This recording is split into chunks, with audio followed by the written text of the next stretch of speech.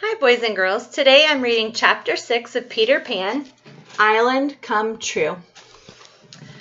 As though it were a living, breathing thing, Neverland seemed to sense that Peter was almost home. Like a puppy, it strained and wiggled to meet him at the door. Whenever Peter went away, the island slowed. The fairies slept late.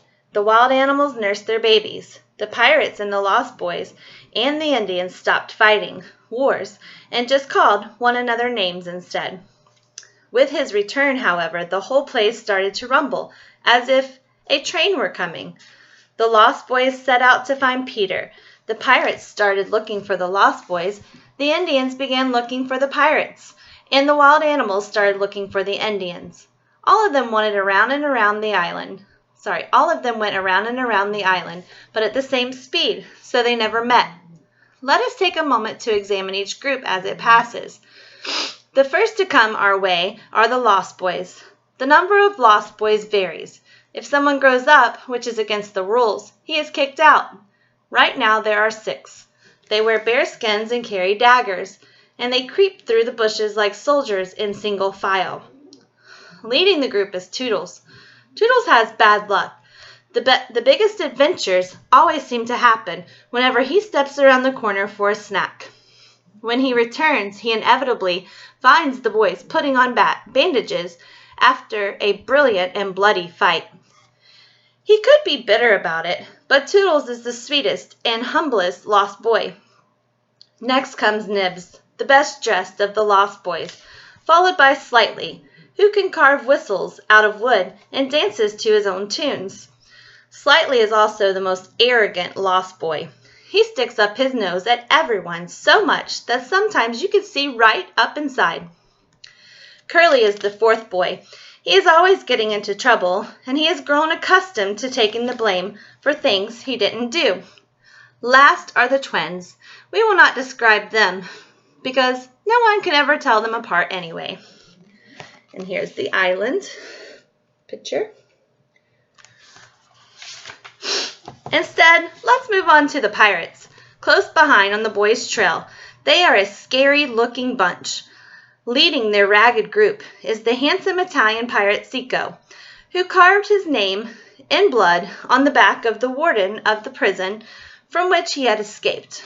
Behind him is the giant tattooed Bill Jukes, who once took 6 bullets before dropping the bag of gold pieces he'd been stealing. Next are Cookson and Gentleman Starkey. Starkey is the most polite of the pirates. He always apologizes before stabbing anyone with his sword. Then come the Irish pirates Smee and Noodler, followed by a few more ruffians. Somewhere in the middle of this dark and dangerous group is James Hook, the most feared pirate of them all.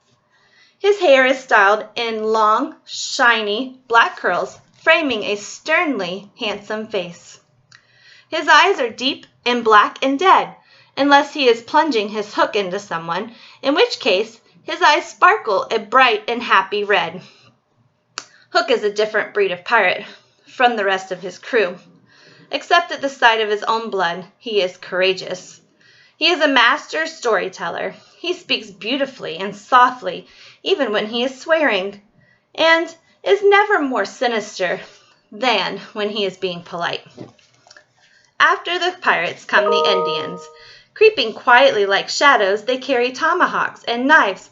Among them is Tiger Lily, the beautiful Indian princess, whom none dare to approach for the fear that she will raise her hatchet to them. Behind the Indians creep the beasts, lions, tigers, bears, and other animals. The beasts are so hungry that their tongues are hanging out. Finally, there comes a giant crocodile.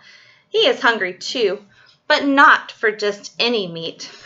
No, he has a craving for something, or rather, someone very specific. The boys stop first. They are getting tired. I wish Peter would get home already and tell us how Cinderella ends, Slightly said, out of breath. Toodles was about to respond when the boys heard the pirates walking and singing in the distance. The Lost Boys had stopped, but the pirates were still coming. Peter had trained the boys well, and they knew exactly what to do. In a flash, they ran They each ran to a nearby tree. Instead of climbing up, however, the boys went down. The trees were hollow, each with a hole in it, exactly as big as one of the boys, and all leading to the same underground cave. Hook had heard about these tree doors and thought it silly that each boy had his own tree. For his purposes, however, it suited him just fine. 7 trees should be easier to find than 1. The pirates soon arrived in the clearing where the lost boys had just been. While the others fanned out to continue the search, Hook and Smee stayed behind. "I think I spotted that Nibs boy, Captain," Smee said. "Shall I run after him? I could tickle him with my sword." "No," Hook said. "I want them all, especially their captain, Peter Pan. He cut off my arm and threw it to a passing crocodile. His waved his iron claw in the air. One of these days I'm going to shake his hand with this." "Is that why you fear crocodiles?" Smee asked. "Not all crocodiles," Hook replied. "Just that one. It thought my arm was so tasty that it has followed me ever since, licking its lips, just waiting to eat the rest of me. The only reason it has not caught me yet is that it has swallowed a clock, which ticks inside. I always hear the beasts coming and run away."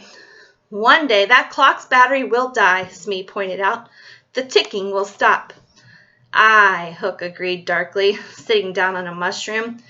It was a strangely warm mushroom, Hook thought. Standing up, he pulled at the mushroom and discovered that the top easily came off. The headless mushroom then started to smoke. Why, it wasn't a mushroom at all. It was a chimney. Down the chimney, Hook heard voices. It was the Lost Boys. He had found their cave. Looking around now, he could also see holes in 7 of the nearby trees. The entrances! "I heard them say Peter is away," Smee whispered. Hook smiled and nodded. He carefully replaced the mushroom top. He had a plan. "Let's return to the ship," Hook said. "We will bake a cake for them and leave it on Marooner's Rock in the Mermaid Lagoon. The boys are sure to find it and gobble it up, and it will make them sick so that we can more easily capture them." Oh, how Hook and Smee laughed as they walked back to the boat.